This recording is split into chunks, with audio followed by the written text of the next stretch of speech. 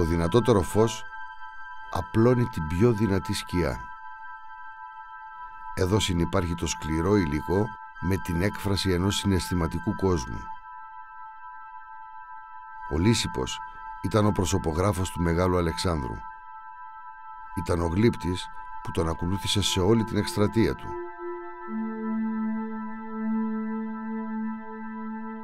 Ο Λύσιππος έλεγε «Κριτής μου είναι το φως και η σκιά».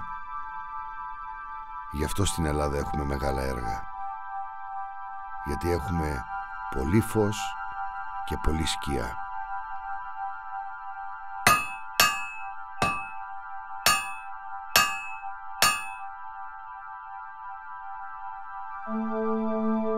Κάθε μαρμαρόπέτρα και κάθε πέτρωμα, αν το κοιτάξεις καλά και του μιλήσεις, μπορεί να είναι ένα έργο από μόνο του.